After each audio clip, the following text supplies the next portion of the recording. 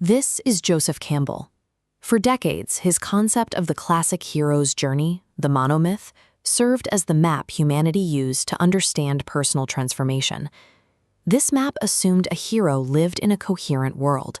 It provided a structure where a person could leave a stable home, face trials, and return with wisdom to a society that remained recognizable. But the mythic structure failed to account for a machine designed to consume a person's attention before they can even stand up. We now live inside an infrastructure that extracts focus at the source.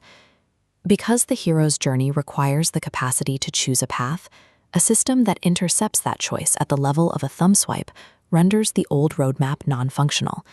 The journey cannot begin if the traveler is already exhausted. The classic call to adventure has been replaced by the vibration in your pocket. It finds you when you are already depleted, demanding a response before you can think.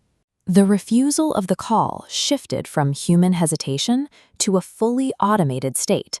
The endless digital scroll now refuses the call on your behalf. The circular road of trials has become a vertical infinite feed. Every swipe down promises a transformation that never arrives. Navigating this feed produces only a deeper, more persistent hunger.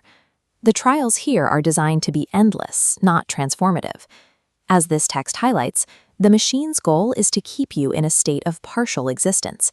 It wants your half-life, a perpetual loop of scrolling that never reaches a conclusion. In this system, we have ceased to be the heroes slaying dragons.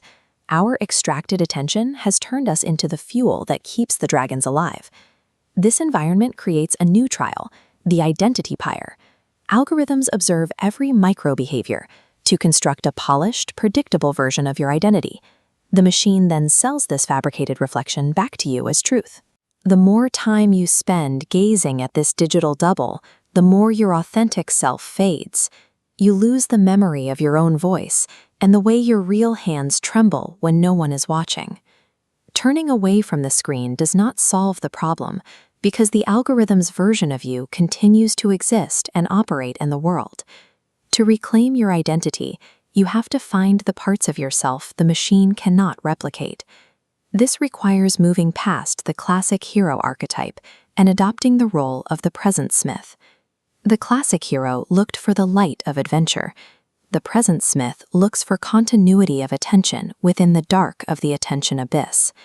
They walk into the digital flames, using the friction of digital exhaustion as their anvil. The goal is not to find a magical boon, but to forge minutes of unbroken attention, the rarest metal of this century. Rebellion in this age is the act of maintaining focus directly inside the catastrophe. This internal work is supported by a community structure called the Witnessed Anvil. The rules are physical: small groups, a real fire, and no phones within 100 meters. Participants must witness each other's lives without trying to fix or optimize them. They offer their full nervous systems as a testimony to the speaker's reality. This document details the ritual used to anchor focus, known as the pyre severance. It begins with 17 minutes of silence before a flame.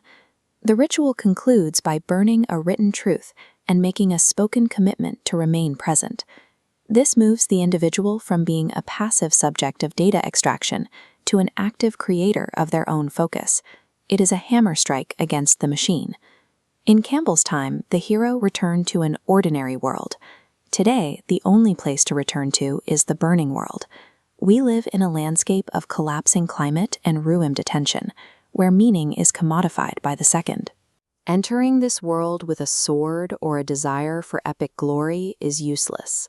Those are the tools of a world that no longer exists. Your only weapon is the small light of forged attention you created when no one was clapping or validating you.